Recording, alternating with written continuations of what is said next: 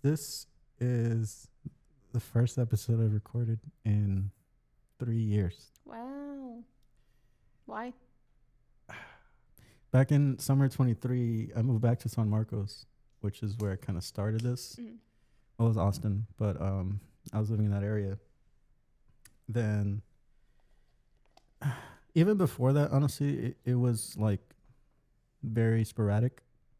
Where we were doing this the most, my co-host and I met was fall of 2020 to fall 21. It got harder once I moved because I graduated from Texas State May 21, and I moved in July. So a lot of back and forth. Then eventually I was living down in the valley in Texas, and then I moved back to Austin, and it was just so much back and forth. But I was still relatively within the area. I mean, within like 5 hours. But then I moved to South Carolina. What? I didn't know this. What do you mean you didn't know so this? random. I never told you I lived in South Carolina. No. Yeah, I lived in South Carolina. Why? Because of a job. Oh. So I started my master's right in spring 22. Here? No, at UTRGV. Wait, RGV. University of Texas, Rio Grande Valley. Oh, okay. You don't know my story. I feel like Sorry, you probably told me this before. But your brain and memory is. Oh, I've just had a lot happen. Excuse. No, yeah, I started my master's down there, but then I moved because I was working.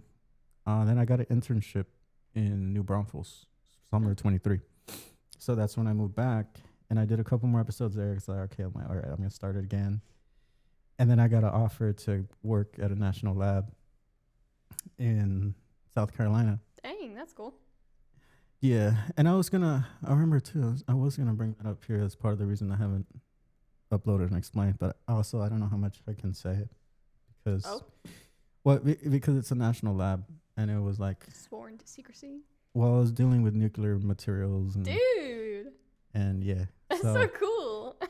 Yeah, like talking about anything I was doing in there, it had to go through so I had to like write a formal memo basically of what I was gonna talk about to somebody, and it had to go through internal review. Wow. And then I was able to talk about just whatever's was on that memo.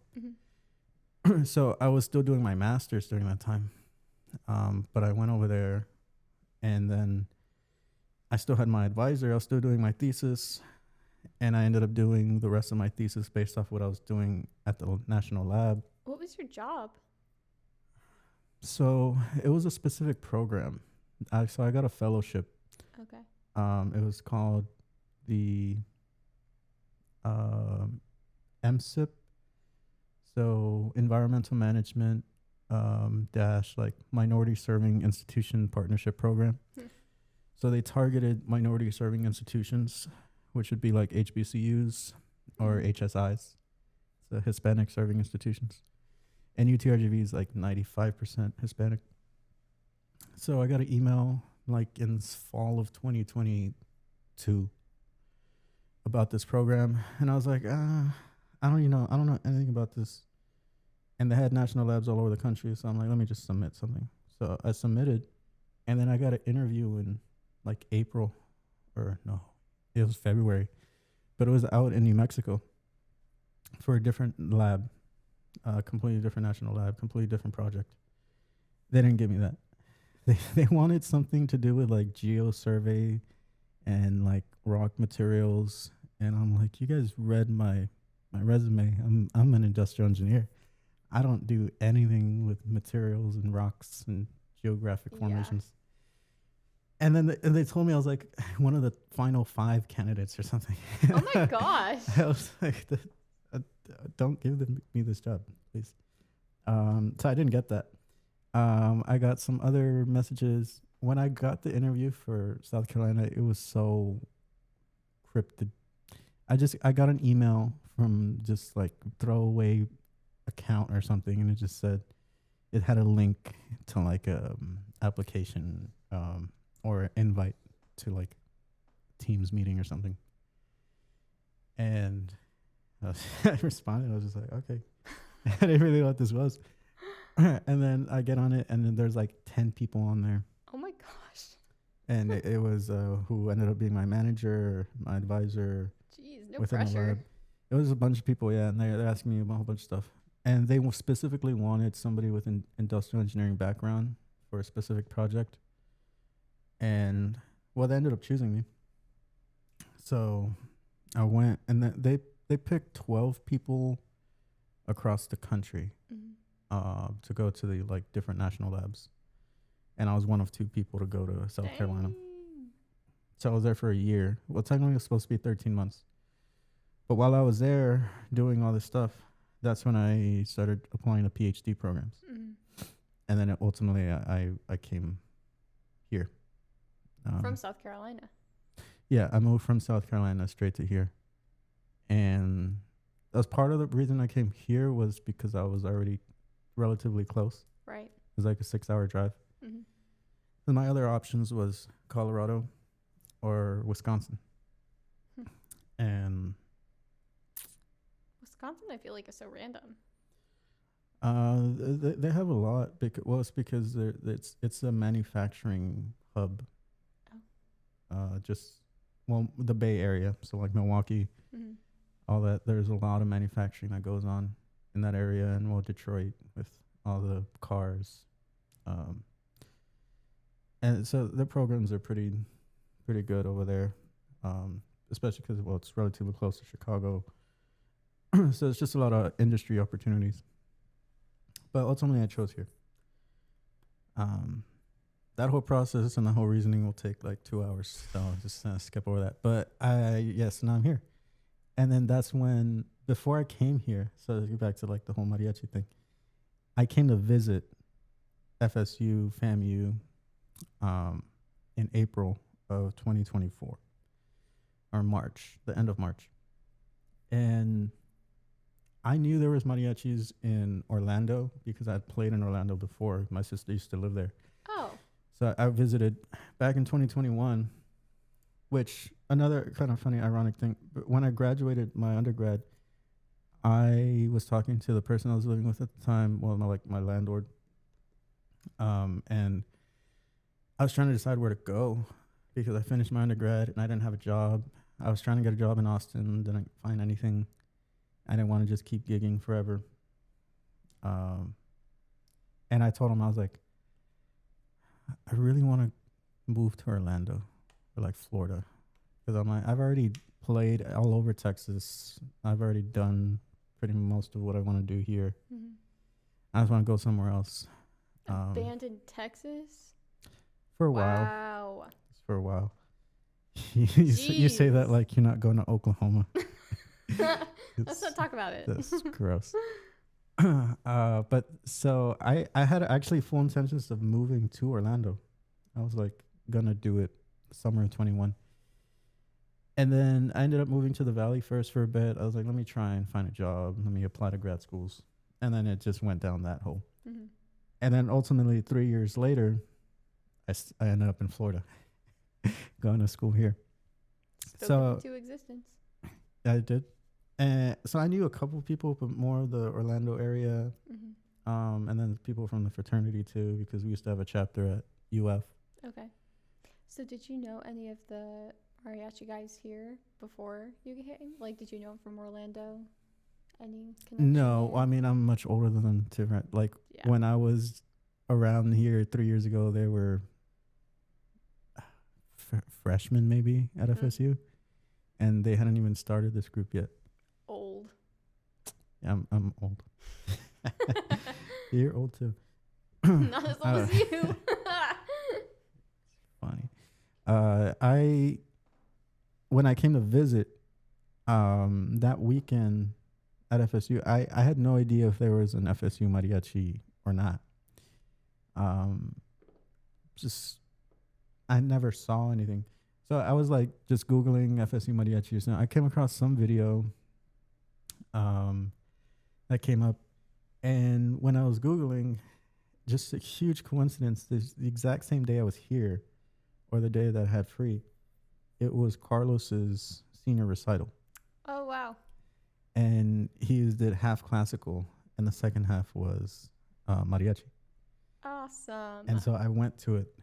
Wow, what are the chances that happens, that lined up so perfectly? Yeah, so that's the first time that I met Mariana, Carlos, Gabriel, Michael, Lucas, and there was this other girl on Samuel, there that night. Wow. And I didn't know any of them. I didn't know their Instagram or anything, so I just like kind of showed up. Mm-hmm. And then I went to talk to them afterwards.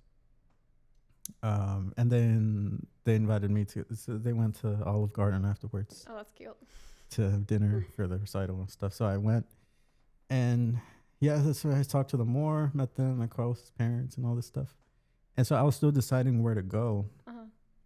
And the thing is, University of Tennessee, Knoxville, was inviting me to visit, and that's like a very good program. Mm-hmm.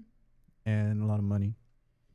And they're like, yeah, we have this project for you, this team, here's your advisor, some money.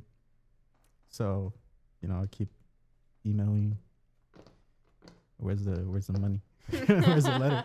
Like, I need you to send me an official letter because other universities have already offered me. And ultimately, I finally got a response, and he's like, sorry, we don't have the money. Whoa. This is after they, like, hosted me for a weekend. They took me out to eat. They took me tour, everything. Wow. That's insane. Yeah. It seemed like everything worked out for the best, though. Yeah. I mean, it's just fine here. Like, so Tennessee, in Knoxville, there's not mariachis that I'm currently aware of, but there are a lot in Nashville and Atlanta. Which, in Atlanta. Yeah, there's a lot of mariachis in Atlanta. Have you played there before? Yeah, a bunch of times. So when I lived in South Carolina, there was no mariachis. Technically, there was one, but they're on the border of North Carolina and South Carolina. And that was like 4 hours away from where I was living. And Atlanta was also 4 hours away. So I would go play very seldomly. Like my whole year that I lived over there in South Carolina, I played probably 4 times. I was also making lots of money at the lab, so I didn't have to. That's nice. So, yeah, for the first time in years since 2015, I basically permanently took a break from playing. Do you feel like that was healthy? Did that help you appreciate it more? Like, do you feel like it refreshed you? Yeah, especially since I've been, so 2015 when I started gigging, but playing mariachi regularly, that started in 2011 in high school. So basically for 12 years straight, just playing at least once a week. And it was, it felt weird the very first week because it was Saturday night and I had no gigs. I had nowhere to go. I was literally just in my apartment. Like, I watched Saturday Night Live, but like live for the first time since like high school or something. It was weird, but it felt nice to not have to do that. Yeah. It did mess up my hands though, because you build up calluses and stuff. Yeah. Especially playing the guitarrón. When I then came back into playing after a good 8 months of not playing, I went and did like 10 hours in Atlanta on, I don't remember what instrument. Bro, but, were your fingers in pain? But it hurt. My gosh. Yeah, and then I had forgotten songs, like how to play or sing certain songs that I was doing all the time. So I felt like so out of shape in terms of my playing. Because back then I was actually starting to get into shape physically because I had nothing to do. Yeah. I had a trainer and I was playing basketball all the time. Oh. When I took the break though, that's when I started like doing other stuff with music, recording just random things or other genres.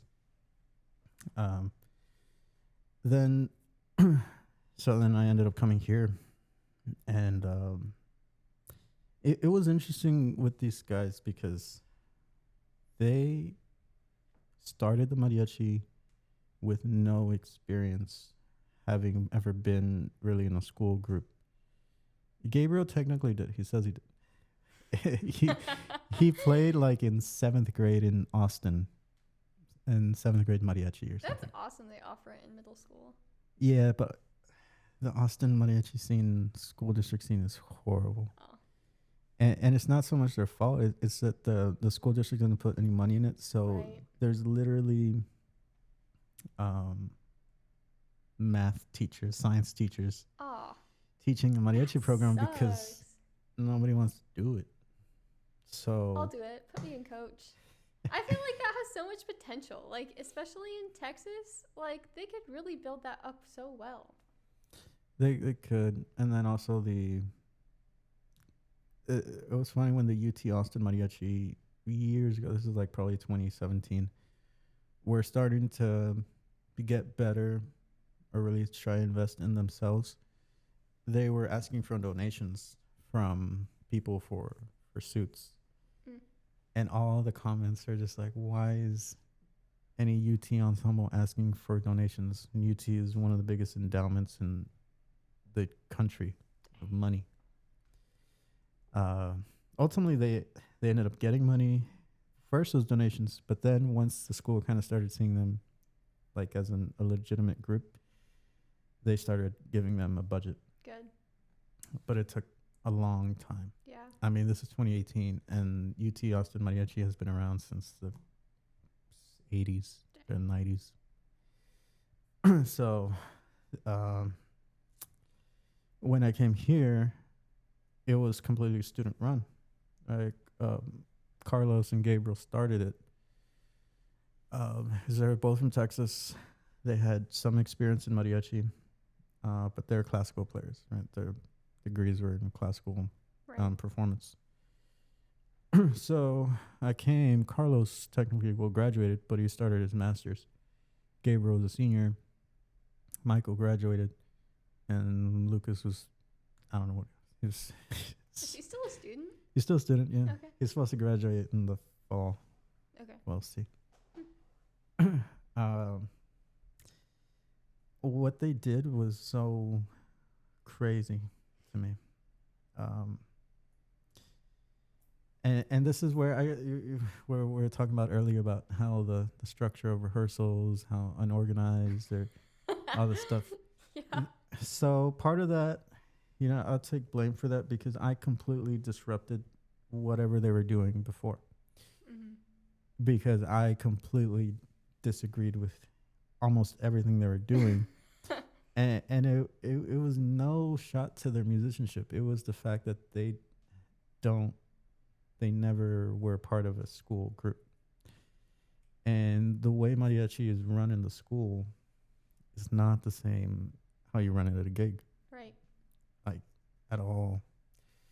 So were you wanting to run it more like a gig? Is that where things... No, I want to run like a school group. Like a school, the thing that they did is they created some weird hybrid thing where it was like a school group and a gigging group at the same time.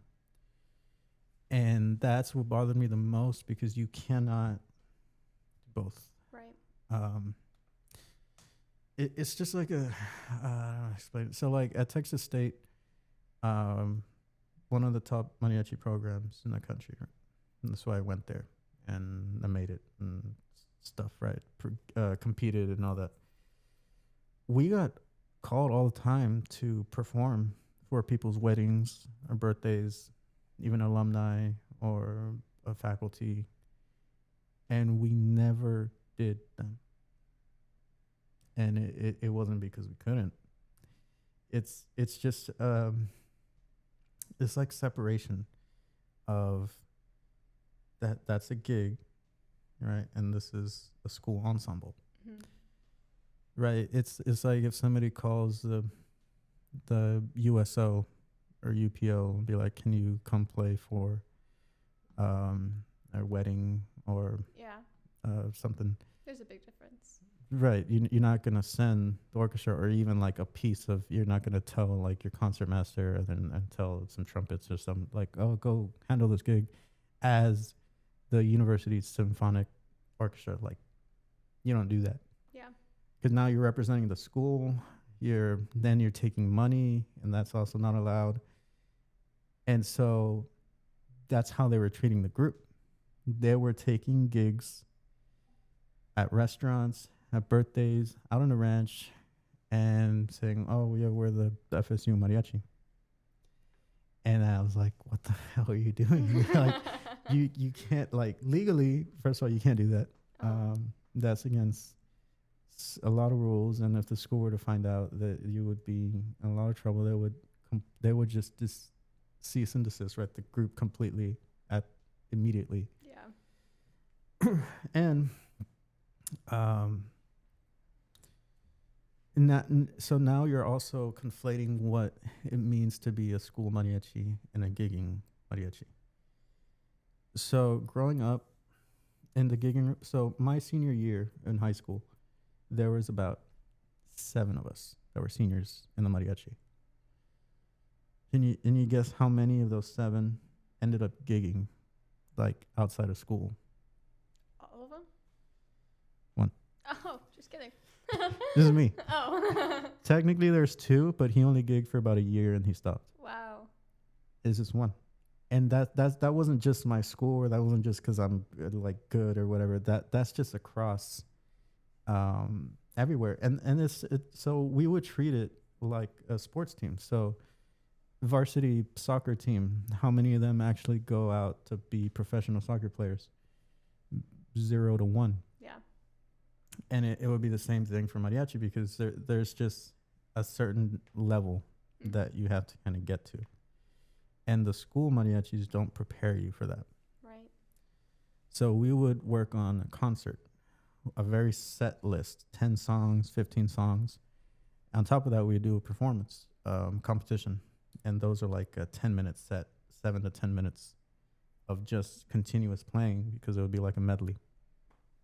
And that's how we get judged, like how successful of a program you are. Mm-hmm. How many competitions you win, how well you do at UIL, how many all-staters, all-region. It doesn't matter how many songs you have memorized, or how well you can change keys, or how many songs can you like pull from your phone and just start singing and be within somewhere in the key. Yeah.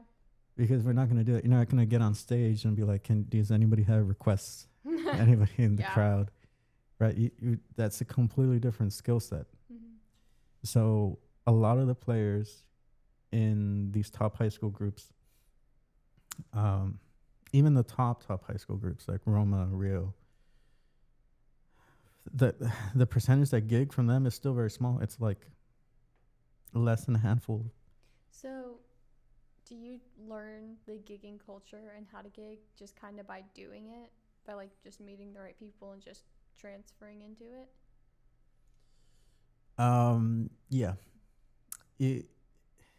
It's still very old school. It's still very like you have to go and get like hazed until you're good. Wow. And it's, and every successful gigging musician that I know has gone through it. And it's going to be a similar story. It's going to be you showing up, maybe you're 16 to 20, right? That range, that age range when most people start gigging. And you go and they ask for ella. And then the really old school 60-year-old Mexican violin player that's in the group is there. And then he's like, okay, we'll sing it. And then you just say, I don't know how to sing it. And he just looks at you and just goes off on you for not knowing ella, one of just the most basic songs ever to ever exist in terms of gigging. From personal experience? Yeah, not with ella though, but with other stuff. So one experience I had was probably, Yeah, so many. But there was, a very funny one. I joined a group when I lived in Austin. So my freshman year at Texas State, after a couple months. See, being in the Texas State Mariachi gives you a lot of clout. Yeah. Being in the top group. Yeah. I don't really know either one. Automatically, if you're in there, people assume that, well, you can play. Mm-hmm. Doesn't mean you can gig. So there's a very distinction between being able to perform on stage and being able to gig. Yeah. Like at a high level. I could play the shit on my instrument. I could, and whatever music you gave me, I could sight read, probably open this. Well, maybe not now because I'm old and don't practice. But back then, you give me any sheet of music and I sight read it. I knew all the chords and I just guitar and vihuela. And then I go gig, and then that's for Hema. And there's something in mariachi in gigging called cajon, right? Did I tell you about cajon? Is it like the drum cajon? No, well, I mean technically that's a cajon, right? Okay, yeah. Or cajon is also a drawer, but no, cajon in Yes. yeah mariachi means you just something that you should be able to just pull out of a drawer, right? So these songs are something that you should just be able to open a drawer and be like, okay, we're gonna play this one and this one. Yeah. There's no need for music. There's no need to rehearse anything because they're just so common. Like El Rey, that's a cajon song, mariachi local. You should just know it. Hema is one that you should just know, and I did, but I knew a very specific showpiece type of version that the high schools play. And that's not the cajon version. So even though you know the song, there's different arrangements, right, for the same song. Yeah. And so they said, or we play Hema. And then I was like, what key? And they're like, G minor. I'm like, oof. I don't got that. And I just had to like figure it out. And the only reason really why I kind of advanced so fast in the gigging was because one, I needed money, but also I didn't have a guitar player to follow or a vihuela player. Like the guy who took me in, his name is Alex. He had been, he grew up in Austin his whole life. So he knew about Texas State Mariachi. He knew all the stuff. And he saw me play, and he's like, okay, you can play. And I told him, I don't know a lot of songs, like memorized. You know, if I learn them, I can learn them. And he's like, yeah, you figure it out. So the guitarrón player at the time, she learned on her own. She was a little older. So I was 18 at the time. She was 30, or close to 30. She played very uniquely. She played like this slap style guitarrón thing that I have never seen, and I can't even do. I can't replicate it. It was so weird. But she didn't know the chords because she only played guitarrón. So she couldn't tell me what the chords were. Wait, what were you playing? Vihuela. Okay. And I was by myself, right? So it was just a 4-piece group, right? And that's a huge difference from getting from 4 years of a 15-piece ensemble on stage with a microphone concert. Yeah. Now you're a 4-piece group, and you got to know, you got to know the song. There's no hiding it, right? There's no. Yeah. Just the guitar player knows that I'll just follow him, or there's none of that. So I had to learn, or else I had to find something else to do. So eventually I started learning a couple more songs.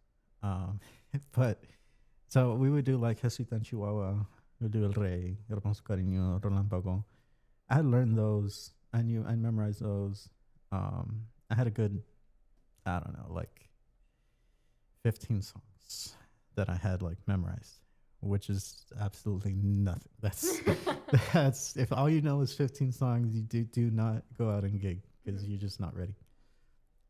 Unless you're doing it for free or you're gonna follow somebody and learn. Yeah. Alex though, he had so much faith in me. So we would play at a restaurant every Thursday called El Rey out in Dripping Springs, Texas. It was a 2-hour set or 2-hour restaurant. So we would do 45 minutes, right? Take a break and then do the second hour, second set. we'll play the first set. We'll do, the song, Don Chihuahua, El Rey, Relámpago, all that stuff. Then we would come back, second set, and we'll do Don Chihuahua, El Rey, Relámpago, all that. We would do that for, I don't know how long this went on, weeks, maybe a month or something. And one day I went to Alex. I was like, Alex, why are we playing the same songs, like both sets? And he just looked at me. He's like, because that's all you know. Oh. And I was like, oh, yeah, that's right.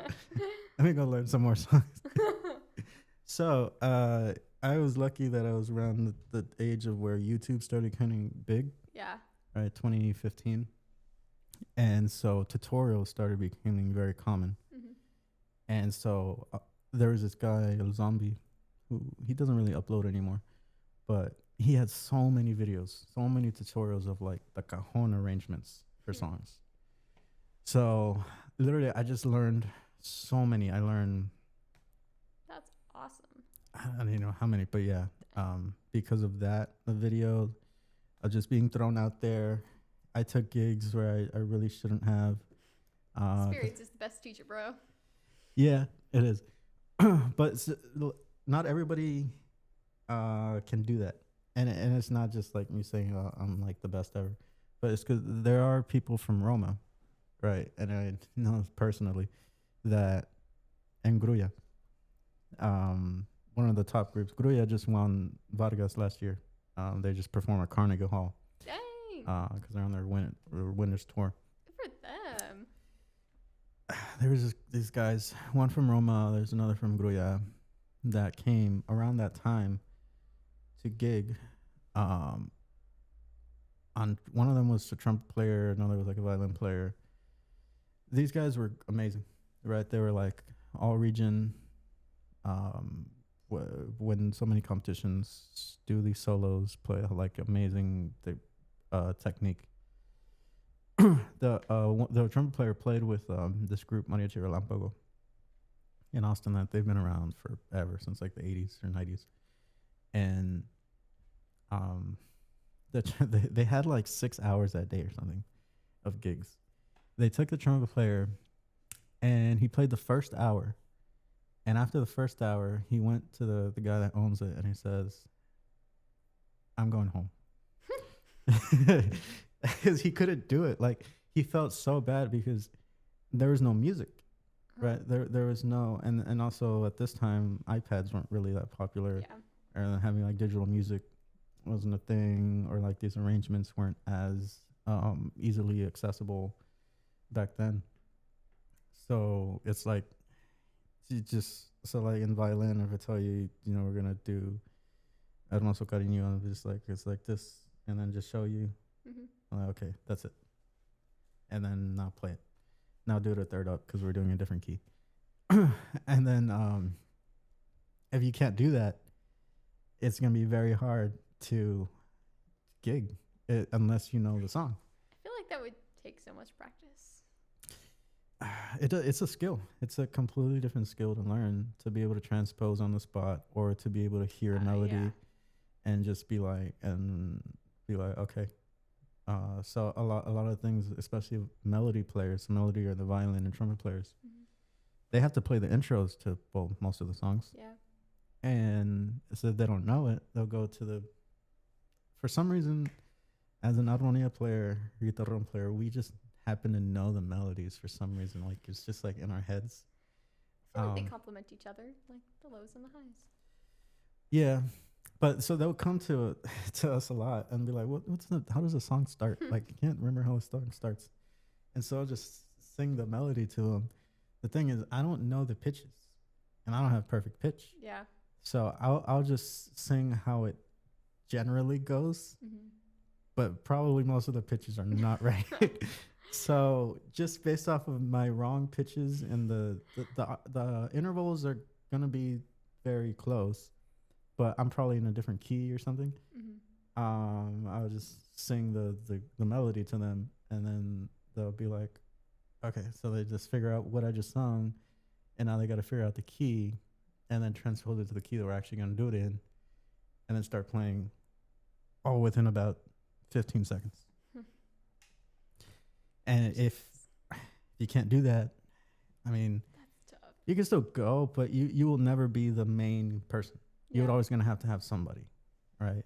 A first trumpet that you're just going to follow, or a first violin that you're going to follow. But to go and like advertise yourself, I'm a violin player and I'm available for the gigging, and then you show up and you're the only violin player there. Well, you better know what you're doing, or else. I'm not trying to do that.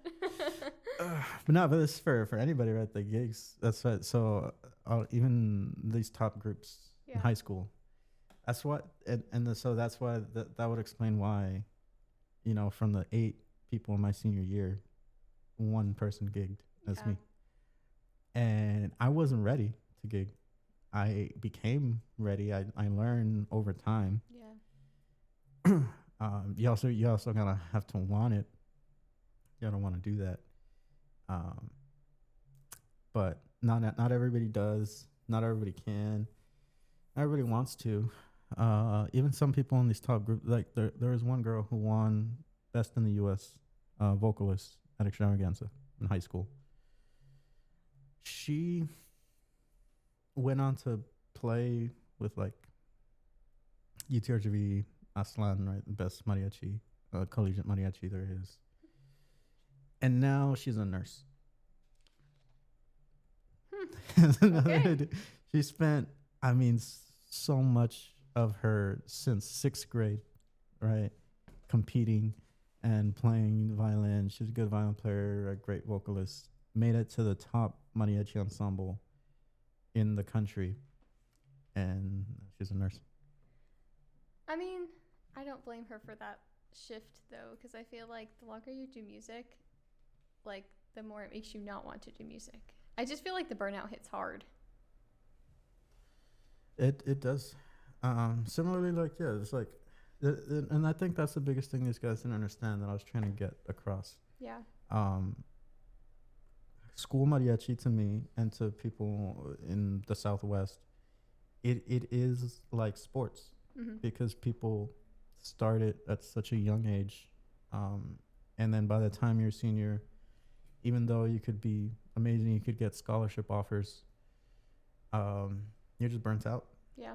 There are people that I know that were great track runners or football, basketball players, but they've been playing since they were 6, traveling, and then they get to and they're like, then I got to do this another 4 years at a really high level, at the university level, and study, and they're just like, no. So, okay, back to the whole transposition thing. The gigging group for Tallahassee, Yes. do you guys transpose on the spot? Because y'all play together all the time. So do you just kind of know what to expect, or do you still switch around the keys? Now, they can transpose. Okay.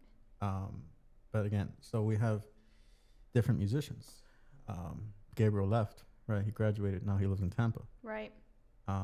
Lucas helps out sometimes, but really just when we need him. He still has some trouble transposing. Mm-hmm. But see, I can. Daniel, he didn't go through the school mariachi, so his experience is so wildly contrast to how I came up through gigging, because we kind of started at the same time, except I started in school and he started on the street. Mm-hmm. So transposing or playing a song by ear is just what was expected. Right. At a very young age. So he can do that pretty well. And then, Joseph can transpose. Michael struggled with it for a while, but now he's gotten pretty comfortable at it. Mm-hmm. Because it was just such a abstract thing, right? Especially he was just a classical violinist for so long. Yeah. And even before we got here, they had the gigging group, and they only played the songs how they were written on the sheet of music. So that's when I came here, and they were doing songs in just the most weird keys I've ever heard. I've never played these songs in these keys in my life. Yeah. I'm like, what? And I asked Carlos, and I was like, why are you all playing La Ley del Monte in E? And he was like, "Cause that's what the music's in." I was like, you guys, I no, that's not how it works. So did you conform to that, or did you try to get them to push them? I try to push them a little bit, but they started this group back in 2023, or even before that, 2022. I forget the origins. I said it at the recital, and I don't remember. Did you put the wrong date on the shirts too? No, I didn't do that. Why do people keep saying that? No, so I put 2024 They were wrong on the shirts though. So no, 2024 is the establishment of Mariachi Yola. Okay. So the RSO, that name was established. So before we were Mariachi Yola, it was called Grupo Clásico. Oh. So the original name of the FSU Mariachi group was Grupo Clásico. Whoa. Okay. Yeah. So that's why I established 2024, because that's when we changed the name and became like this official. Right. From now on, we're this. Yeah. Before that, it was a different name. And technically, Mariachi Yola, was fall 24. That's when we changed the name internally. It wasn't official, with the university or anything, but Instagram, we changed it. All the branding was changed. And then that name got dissed by FSU, right? Yeah, they had an issue with us using that name. Wait, what's our name now? It was really Mariachi Oro or something like that. Yeah. I don't even know. It was changed so many times just to conform to FSU, and it was such a mess. Okay, now another question. How the FSU ensemble is run right now, like that hybrid thing, do other groups use that hybrid thing, or is that just a special thing that we have going on at FSU? Well, it isn't run that way anymore, right? The FSU Mariachi. I'm saying that's how it was run when I got here. But I don't know if you noticed Carlos wasn't involved this past year. Yeah. Then Joseph wasn't in the spring. So I kept making that a point. Like, if you play and you gig with the school group, we have a performance or whatever, you are not going to get paid. I made that extremely clear. And then they're like, okay. And I'm like, all right, see you. Yeah. And I'm like, okay, I don't care. That's fine. Like, because that's how it should be. You shouldn't be getting paid to perform with the school ensemble. Yeah. Like, that's just so weird. Apparently the concertmaster at the USO gets paid. But I mean, he's a concertmaster. I feel like that's got to be like a scholarship or something too. Yeah, because usually it's a grad student. So it's Yeah. usually like a performance grant or incentive or something. Like, it's not the same. Yeah, no. I don't know. I feel like that would just feel wrong. Yeah. And so, I made that a point. I was like, nobody's getting paid. And there's some people that had issues with that, and then they just didn't want to play. I'm like, okay, well, then you guys were just in it to make $60 just so you can go. I don't even know what you do. You're a bunch of 18, 19-year-olds that just go and party or something. I don't know what they do. So I stopped that. But there are other universities that do that hybrid thing. But the ones that do are, again, student run or not established, or in areas that school mariachis are not a thing. So the mariachi at Yale, they take gigs, and they say, or the Yale mariachi or whatever. And there's videos of them playing in a house or whatever. Wow. And Kennesaw State, when they had a mariachi, they'll do that. And they all graduated, and now they keep playing. Oh. But they're no longer affiliated with the school, right? Because none of them are students there. That's cool. A school at one of the California schools does that too. Harvard Mariachi. It's all these like weird, obscure mariachi programs that do it. Do you know people at all of these programs, or is this just based off of your research? No, this is just based strictly from like Instagram, Facebook posts that are made, stuff you can just find online. I don't personally know them. I knew some people in other programs across the country, like 10 years ago, when I was still more involved, or when you're all younger. But it's a new generation of people, and it just keeps happening. Yeah. So it's not unheard of, but they all have the same thing in common, where it's it's done in a way that's not, at least to me,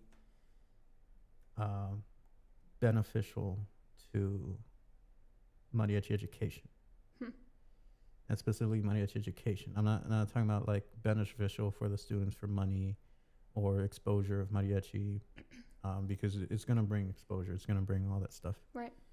But it also breeds this kind of incomplete form, that I would say, of how a school ensemble could sound. Mm-hmm. And coming from, extremely competitive region. So back in then, it was called Region 15. I don't know what it's called now, but where I competed. I didn't go to Roma or Rio or EdCouch. Well, EdCouch, different region, but Valley View. But I competed against them because we were in the same region. Mm-hmm. So when I made all region vihuela, guitar, and stuff, I had to beat out these guys because we would compete individually, like per instrument. So yeah, I wasn't part of those top groups, but I met a lot of these guys and I was friends with a lot of them, because when you make the all region concert, it's people from all over go and make it. So that was my view, my perspective on like how school mariachi should sound and be. And this is like a high school group. Now you're a university student. Mm-hmm. You're college, so you should be at an even higher level. Right. And it wasn't, because they were so focused on money. Yeah. And it's just like, yeah. The arguments they would have are so funny, because it'd be like, because I would complain about things in the gigging groups about like pay, about like driving or hours and stuff. And they would just say shit to piss me off. Just because they'd be like, oh, you care about it. Like, oh, you just money. You don't play for just like the love of mariachi or something. Yeah. And I put on an entire recital in a year and a half when y'all were here for years and you never did it because you're just focused on making money. I don't agree with that, but I will say I'm glad they weren't like as advanced as the other college ensembles, because I feel like I felt okay joining. Like, you guys were very accommodating to where I was, and I feel like I would have felt very out of place and scared had you guys been like top tier, Yeah, I mean, that's... But I also think if y'all like were like way up there top tier, I probably would be better at playing violin, just because I think there would have been more drive and maybe hopefully more violins that kind of would have pushed me, and we could have like worked together to like figure out like little stylistic things and bowings. I feel like it just would have been more uniform. I don't know. That was a goal. That was the dream. To get it to there. It could still happen. Do you think if it becomes a class or an actual registered ensemble that it'll be better? Things will look up? No. Within the next... It could get to a point where it's a decent group over the next 10 years. I say it'll take about 10 years. I mean, I feel like it takes time to grow any program, so that makes sense. Yeah, but it's a lot quicker and easier to grow a mariachi program if you do it right, or if you follow certain steps, which is what I was trying to do when I got here. I was like, if you guys just follow the plan that I have, we could have money and suits within like 2 years. Yeah. And they just didn't want to. That sucks. So until that happens, or somebody comes and donates a whole bunch of money specifically for the mariachi, which would one never day happen. when I'm rich, don't you worry. No, I don't do that. Because they're just gonna take the money. And there'll probably still be a student group at that point. Yeah, there's a lot of things we're planning that fall. The best chance we had to get to that state of being a top good ensemble was fall 24. Mm-hmm. We had probably the best musicians at the time, the most amount of people. Yeah. We were a complete group really at that time because we had 6 violins, we had 3 trumpets, we had a full armonia section. You know, when I joined in the spring, I feel like I was coming in at the end of what must have been a high. And Yeah. I don't know if it's just because I had no mariachi experience, so I didn't really have any expectations in place, but I thought it sounded so cool. And I feel like there were pros and cons to like both years I did it, but I feel like musically and musicianship wise, that was probably the strongest I felt things were. I don't know. It sounded so cool. And things still sounded cool this semester, but then I guess after everybody left after the whole like money debate, I feel like attendance kind of dwindled, and I guess it was all the good musicians who left. And not that the people in there aren't good musicians, but I just feel like there's a lot of room to grow and they have a lot to learn. I don't know. I feel like I like the people, but I think the spring of 24 was stronger than this past year. Yeah, it was. Although spring 24, I took a step back. I don't know if you were aware or realized, but I really took a step back and let kind of Gabriel and Carlos just take over. Again, just disagreements on how things were going to be run. I remember. So I was like, okay. And then I don't know if you also remember, we barely had, towards the end, there was just no rehearsals. Yeah, okay, I was like so mad about that because there were a couple I couldn't come to, but the ones I could come to, there was like nobody there. And so I had like allotted all this time and like mentally prepared. Okay, I have a rehearsal tonight. Okay, I need to like do scales or something. And then I would show up and I'd be like the only person there, and the guitar guy, what was his name? In the spring? Yeah. He was so nice. He was always there. Oh my gosh, what was his name? He was younger. I think he was at TCC. You were helping him. Oh my gosh. I don't remember who it was. Oh. Who was there spring 24? I've got to look at the group chat and see if I remember. But it was like him and I, and then either you or Josh. And if you were there, we'd like be you're talking able about to this play. past spring? Yeah. Oh, yeah. No, this past spring. No, he wasn't TCC. Are you talking about Seth? Or are you talking about Jacob? Seth. He's a voice major at FSU. The real skinny. Is it Seth? Yeah, skinny. White, currently speaks Spanish randomly. Yeah. Yeah. And then wait, the other guy, his name is Jacob? Yeah, with the long hair. He's he also just, white. Stopped coming. Yeah, I don't know what happened. Like, Yeah. he was super into it. I would meet with him. He would text me. And after Lent, he just stopped showing up. It was Lent the last time that he was around. Well, I mean, I feel like it was after Lent that things kind of fell apart. So, I mean. Yeah, a lot of people stopped showing after that. And I don't know. I couldn't. That was a criticism that was given to me. I mean, a lot, right? But I also don't really care. Okay. No, I do care. But it's just like,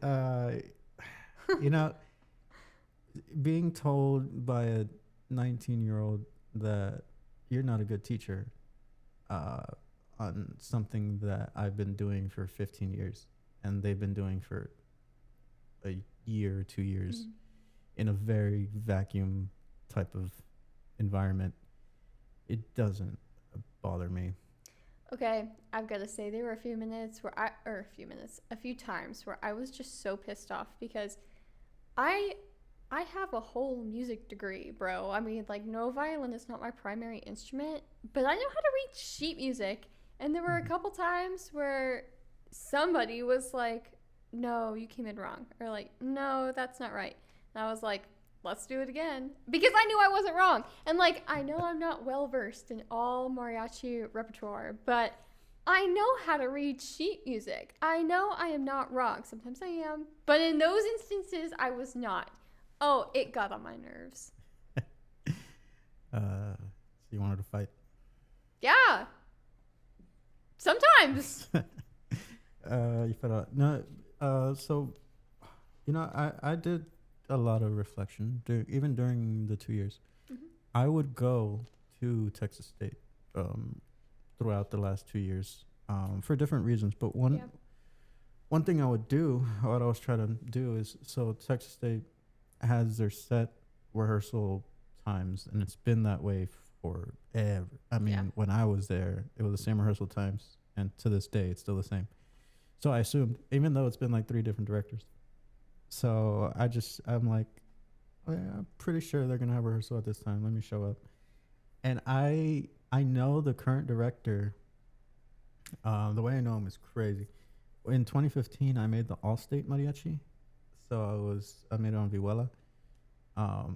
Ranked number 1. Technically 2. Dang. But the number 1, he dropped out because the same weekend the concert was supposed to be was his senior prom. Oh. And it was also my senior prom, but I was like, nah, I'm gonna go. Prom's not worth it. And I was dating somebody too at the time. Oh. But I took her to prom the year before because we juniors and seniors would have prom together. Mm-hmm. Was it the twins? Yeah. One of the twins, yeah. Oh, gosh. How do you remember that? Out of all the things, you remember that. But you don't remember where I live. You don't remember what a cajon is.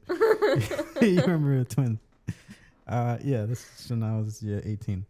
So the guy dropped out, whatever. That year, the Armonía instructor for the all-state group was this guy named Cirilo Campos. And he was a graduate from Texas State, like in the 2000s. So I met him there. And then years later, 10 years later, he ends up becoming the mariachi director at Texas State. And also, he was the very first person I ever gigged with in San Antonio. Wow. He posted, I need help. And I was like, oh, yeah, I can be there.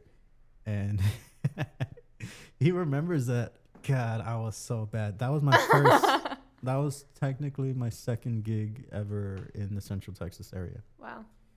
And remember, I knew good 15 songs. I was just faking it. So one of the most wildest things I ever said, and it's funny, Jesita en Chihuahua. Yeah. Right. I asked, because they said, we'll replace Jesita en Chihuahua. And me, as a dumbass 18-year-old, not knowing nothing, I asked, what key? This song that does not change keys, or it doesn't change key from what everybody does it in, right? It's G, D, G, D, C, G, then back to D, then G. The same form. That does not change ever. And then I asked, well, what key are we doing it in? And the guy was like, all of them. He didn't know what to say. And now if somebody were to ask me, and I were to take him to a gig, and then I would say Jesita en Chihuahua, what key is that in? I'll be like, all of them. So I get that. I get that. But that was the first gig I ever did in San Antonio, and it was with him. Nice. So I went fall of 24. I just happened to be visiting. I sat in the rehearsal. And then, because I was like, okay, let me see if I can sit and just learn something. Let me see how I'm supposed to teach, or how do I handle this. And I'd be like, okay. So it was about like the rehearsals are an hour and 20 minutes, hour 15 minutes, 3 times a week. And then there's night rehearsals. We would rehearse a lot, especially competition time. But so I went to one of their day rehearsals, sat there. They were doing Los Arrieros, I think, or some son navajeño, and just going through the motions of how like you teach in mariachi. And the thing that I got from all of that, the point is, I was doing the exact same thing he was doing. The problem is I'm doing it with a bunch of teenage classical musicians that don't understand when I say do long, short, long, and cut this out and start on this measure. Yeah. Go. They can't do that. I have to literally be like, okay, I'm gonna sit down. Okay, here's the sheet music and come in at this point and this note. Okay, make it a dotted 16th, whatever. Yeah. Like, it's just not something you do in mariachi, just because it's so nuanced that if you were to really do that with every single song and every sheet of music and every it'll take so long, and at that point it would lose what makes it special or unique. Because and I think that was another issue too. So like I would say, okay, we're gonna play Hermoso Cariño, we're gonna play it long and then short, the intro.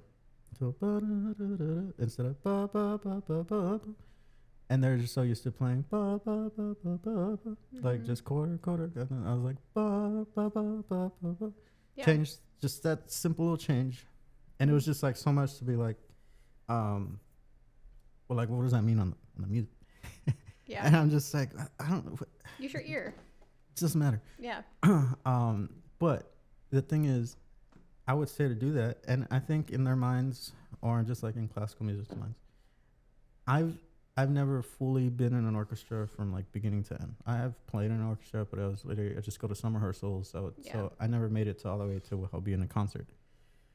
But I assume the conductor would tell you to play certain thing a certain way, and you'd write it, and that's just how it would be. Yeah. That's not how this mariachi. So I would say do ba ba ba ba ba ba ba, and so we would do that and be like, okay, 4 months pass, and be like, you know what, let's do ba ba ba ba ba ba. Yeah. And it's permanent. Yeah, like, and I'd be like, well, why? I'm like, because like, well, why not? We've been doing it the same way for 3 months. Spice it up a little bit. Change it. Yeah. And so all the changes or the things I would say were never permanent. It was just, let's do it this way because it's going to be uniform and they're going to sound together, and this is an actual style in mariachi. This isn't the only style. This isn't me saying that I'm right and Jose Hernandez is wrong, or all these other mariachi recordings that you heard are wrong. It's just there's so many different ways to interpret it, and this is the way, as a director, I want to interpret this song. Right. So just do it. And it was so difficult to do that. And a lot of issues. I mean, I don't have a music degree, right? I have a minor in music. I did a bunch of ensembles. I did music theory. I did world music. I did a lot of those like basic ones that the musicians do, but I didn't get advanced. I mean, I did a studio. I did juries. So I know what it is that music majors go through. Yeah. I just didn't go through it for 5 years. Yeah. I just did it briefly. But aside from that, all my mariachi directors, so if we put it this way, so I had one in high school, the 2 all-region directors that I had, an all-state mariachi director, Texas State, I had a total of 3 different mariachi directors. So if we were to say from the 8 mariachi directors I've had,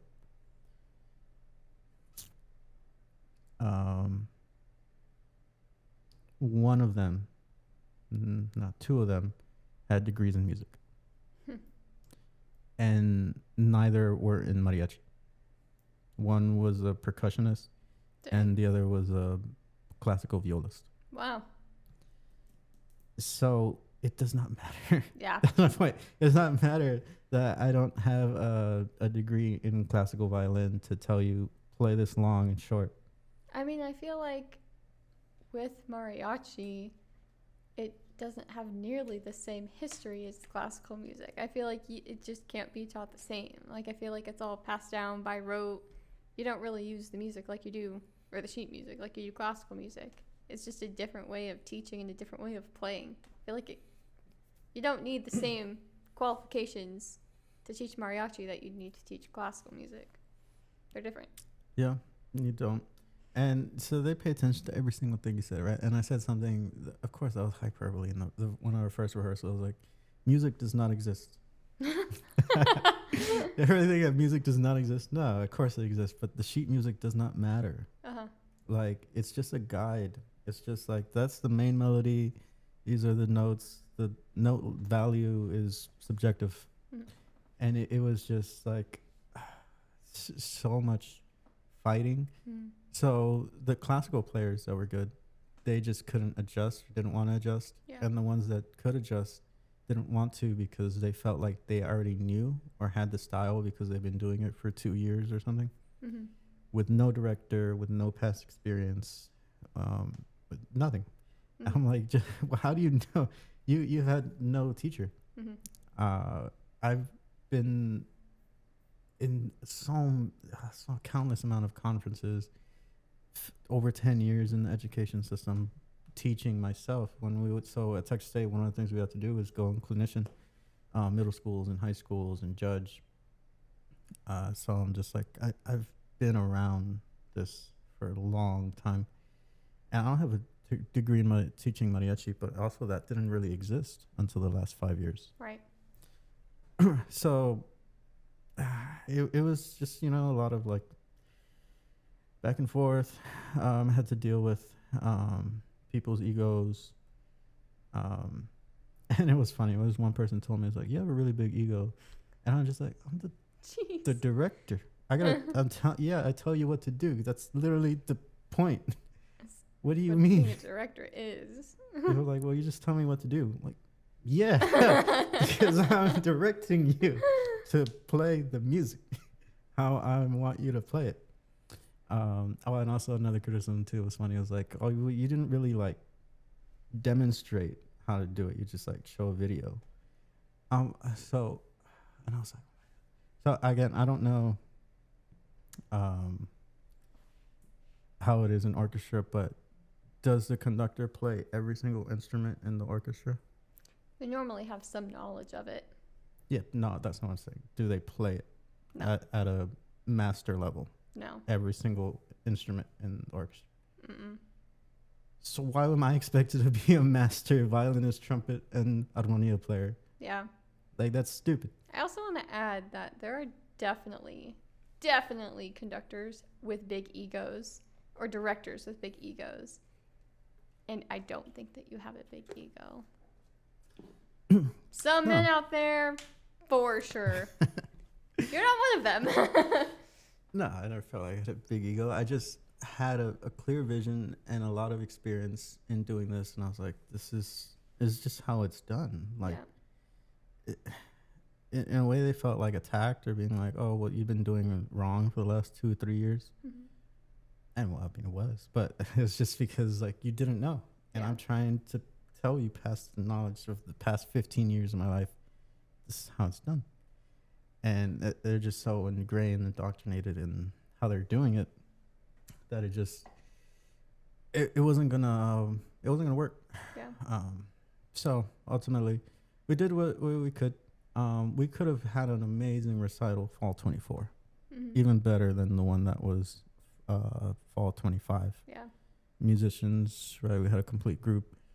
But one, I was focused on trying to compete. Right. Forgot about that. Which didn't follow through. But and looking back, that probably should have been the goal, to do a recital, fall 24, instead of trying to compete. Compete was a super stretch goal. But ultimately, still did the recital, and it almost didn't happen. Yeah. And I didn't want it to happen. Honestly, I was like, I'm glad it did, though. We got to pull this. I'm glad I got to play. Yeah, ultimately it worked out. Whatever. Yeah. But, so yeah, there's, and then people stopped showing up. Gradually over time, it was less and less people. Yeah, unfortunately. It's funny. I know there's one person that said they just stopped showing up. They didn't tell me, they told somebody else, because we weren't performing. So there's like no reason to like go. Yeah. And I was like, but there's just so much you still gotta learn. Yeah.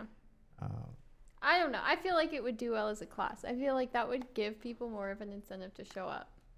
And that way things can't happen like they did this past spring. And in conclusion, how did you like your 2 years at FSU? Everything you love, expected? You know, I don't think I had any expectations going in because I never really expected to actually get to play with a mariachi band. So, because... Don't say mariachi band. Stop saying mariachi band. Okay. It's gross. Okay. Hang on. Scratch that. Let me start over. Okay. I didn't have any expectations because I never expected to do mariachi. So, I think everything was just so cool to me, and I think I got a lot of good information, a good experience out of everything, just because everything was new. But I do feel like it was disorganized, and I don't like how things ended. I think my issues come from just the structure and how the people treated it. Nothing came from the music. I really enjoy, and I wish that we could have been more serious because I feel like there's so much I still have to learn, but I don't know of any mariachi in Oklahoma, so I don't know how my future mariachi endeavors will look. But I would love to keep learning. I mean, this was so cool. I felt so cool saying I was in mariachi. Like, oh, it was so cool. So all your all my white friends. your white friends, they were so impressed. Yeah. They're like, wow. And then they're like, okay, sing a song. Yeah. And then no. Not yet. How many performances did you actually do? You did. I think just 2. Well, you did the amphitheater. The amphitheater, and then the one in DRH. I think it was. It was an indoor one. Well, I mean, you did a recital. Yeah. Then you did. Oh wait, you did not do Ruby Diamond. No. You just only do 2. Mhm. Then I did that really odd fundraiser. I don't feel like that one well. What odd fundraiser? Was it the dance-a-thon? It was at the Civic Center. Oh, you did do that one, like right? That was your first. That was your first performance, right? Yeah. Yeah, that was where there was just thousands of screaming people and we had no microphones. No, I can hear anything. It was on stage. Yeah. Yeah, that was horrible. They asked us to do it again this year, and I was like, no. Good. No. Yeah. that was another. We got so many requests that we could have done, but it's just. Part of the reason I turned them down and part of the reason I wanted to change the image of this group was because they would take these performances before and it was just like, oh, we just want you to play like 15 minutes or do like one song and go or can you not take the full group, just bring like 4 people and it's just like, no. Yeah. I mean, if this were a gig, yeah, but a school ensemble. Like, again, what are you going to tell a marching band? Like, oh, we would love to have like a marching band at the FSU library. Cool. But we can't have the full one. So, just bring like 4 people. Yeah. You're going to do that. And it was the same for mariachi. And that's what I wanted to change so much. It was like the image of what people expect and to see of a mariachi. Mm-hmm. So doing the gigs or going to a gig and saying, oh, we're FSU mariachi.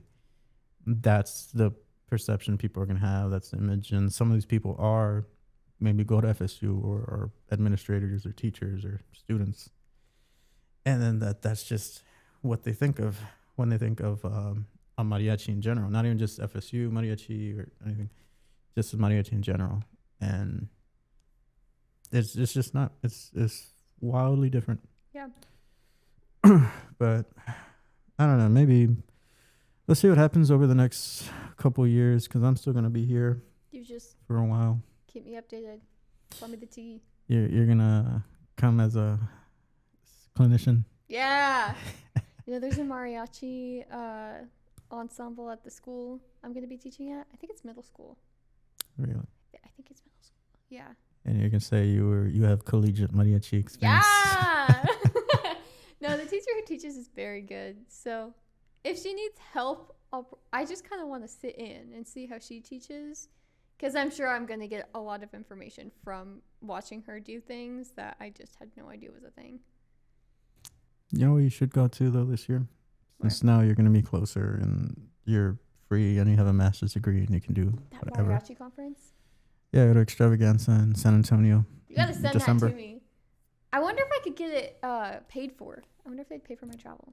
Would that be a continuing education? I wonder if it'd be professional development. I mean, it could be, especially if you help out with mariachi. When is it? It's the first week of December every year. I'm definitely going to ask about that. That would be so fun. Oh, that'd be so fun. Yeah. And then you can say, oh, and you were like, I was at the FSU Mariachi. Yeah. Wear your FSU Mariachi shirt. Are you going? Yeah, I'm definitely going to go this year. I didn't go last year, and I was so mad about that, so upset. Oh, we'll reconnect in San Antonio in December. Oh, yeah? Yeah. Are you going to pretend that you don't know me? Probably. Oh. That's okay. Alexis? Never heard of him.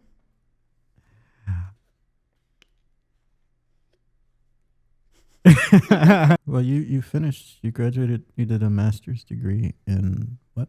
Arts administration. Yeah. So now you're going to be in arts and administrator. You know, I'm sure I'll get to use the administrative side. I mean, like, my job is a high school orchestra director, and I'll be planning trips. I'll be dealing with finances and fundraising, so I'm sure my admin skills will come in. Like head director? Assistant. Oh. Yeah. That'd be crazy when you head director right away. I don't love that for me. Not yet. You're going to be teaching all the violas. Probably at some point. We'll do sectionals. And it's high school? Yeah. Is it a high school known for its fine arts or just regular high school?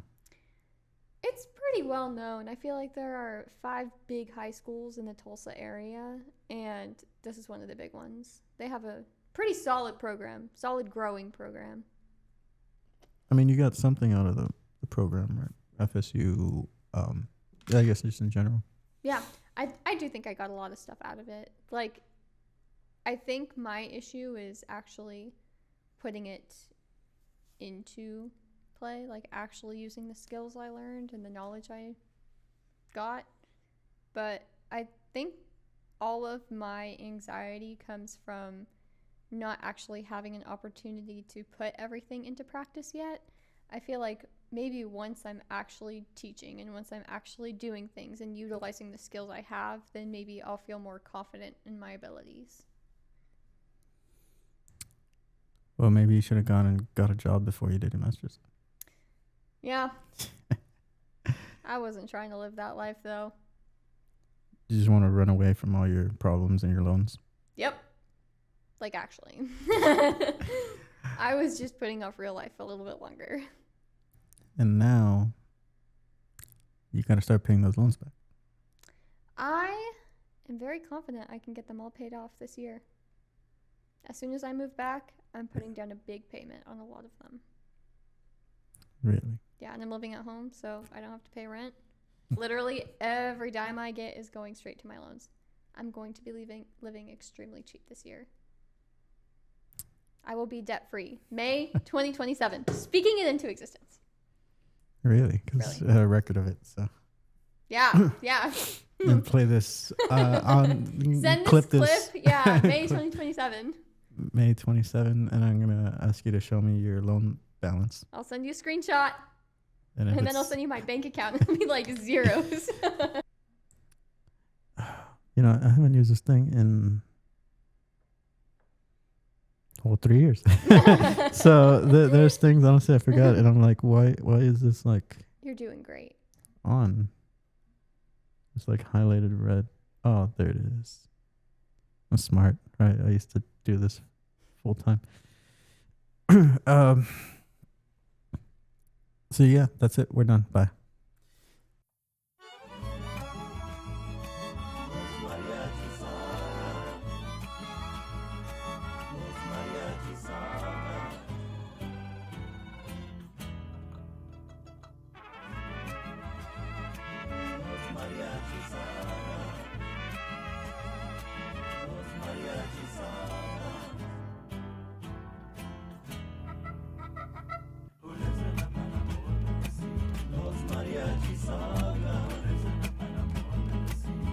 Mariachi Saga.